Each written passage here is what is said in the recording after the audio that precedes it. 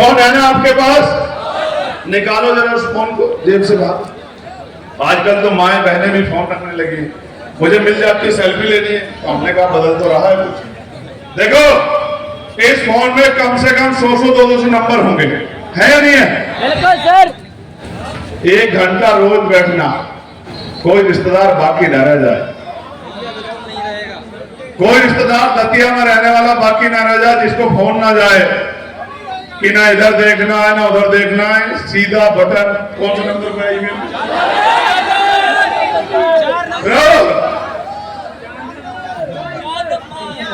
एक मिनट सुन करो, 4 नंबर पे। और जैसे जैसे आप बटन दबाओगे तो ऐसे नगीना की तरह नीला हो जाएगा और 1 नंबर पे आ जाएगा 3 तारीख। ठीक है?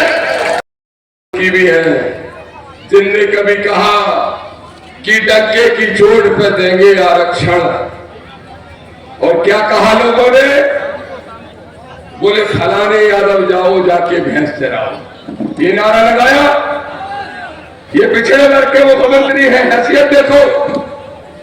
पिछड़े वर्ग के मुख्यमंत्री की इस पार्टी में क्या हैसियत बना के रखते हैं लोग। इनके पहले दूसरे मुख्यमंत्री थे जो आज बसई में सभा कर रहे हैं, जब उनने कहा कि कोई भाई का लाल ओबीसी का आरक्षण नहीं छू सकता, तो मां बहन की गालियां दी गई कि नहीं दी गई? एक नेता का दतिया में टिकट कटा तो फिर मुख्यमंत्री को मां बहन की गालियां दी गई कि नहीं दी गई? अरे मेरे यादवो, मानवर साहब काफी राम, मैं इज्जत करता हूं सिर्फ नेताजी मुलायम सिंह की, करता हूं और जीवन भर करता रहूंगा, और डंके की चोट पे कहता हूं जो है इस देश की संरचना में आ गया, लागू हो गया, तो उस दिन के बाद असली परिवर्तन होना शुरू हुआ। तो बाबा साहब अम्बेडकर ने सबसे बड़ा परिवर्तन क्या किया? उन्होंने आपको वोट का अधिकार दिलाया। और इस वोट से क्या होता है? इस वोट से शक्ति पैदा होती है। आपकी उंगली में वो ताकत है, चाहे जिसे चाहे कुर्सी में बिठा दो और जिसे चाहे जमीन पर पटक दो। और ये चुनाव है, बड़े बड़े कुर्ते वाले, बड़े बड़े महलों वाले, बड़ी बड़ी गाड़ियों वाले, बड़े बड़े धन्ना से आपकी गलियों में आएंगे, आपके पैरों में पड़ेंगे, आपके सर पे हाथ रखवाएंगे, आपके पैर छुएंगे, क्योंकि आपके पास क्या है?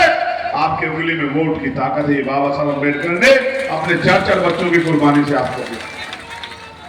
प्यारे साथियों, सिर्फ वोट का ताकत नहीं दिया, बाबा साहब जानते थे जिन्होंने इतने लंबे समय तक आपको स्वाभिमान सम्मान का जीवन नहीं दिया, हक अधिकार नहीं दिए, वो इतनी आसानी से आपको हक अधिकार नहीं देंगे। इसलिए बाबा साहब अम्बेडकर ने संविधान में अंतिम व्यक्ति को भी वोट का अधिकार दिया। और ये भविष्य के लिए आपको एक चिंतन दिया, मनन दिया, भविष्य के लिए आपको संदेश दिया कि ये वोट आपका हथियार है, ये आपकी ताकत बनेगी। जिन लोगों ने आपको आज तक अवसर नहीं दिया, इस वोट से अपनी ताकत बना के आप अपने लिए अवसर तैयार करना, पॉलिसी बना के आने वाले समय में अपनी आने वाली पीढ़ियों को मान सम्मान का जीवन दिलाना। और आप जानते हो, व्यक्ति भूखा रह सकता है लेकिन अपमानित होकर नहीं रह सकता। आज भी देश में संविधान के बावजूद हम लोग अपमान सह रहे हैं, स्वाभिमान सम्मान रोज कुचला जाता है। इसके भी मैं आपको उदाहरण दूंगा मेरे साथ में ही है। तो मैंने कहा फिर कह रहे आप कभी गांव में निकल के देखोगे सड़कों का हाल तो आपको पता लग जाएगा कि आदमी घर से चलता तैयार होकर और बाजार जाता है तो ऐसा लगता है जैसे खेत से आ। आदमी जाता है शादी ब्याह में ये तय करके कि भाई शादी ब्याह में जाना, और ऐसे लगता है जैसे शादी का सारा काम इसने करा हो। सड़कों पे ये हाल है, मोटरसाइकिल पे निकल नहीं सकता। तो मैंने कहा भाई फिर कैसा विकास कर रही है सरकार? कि विकास ऐसा कर रही है सरकार,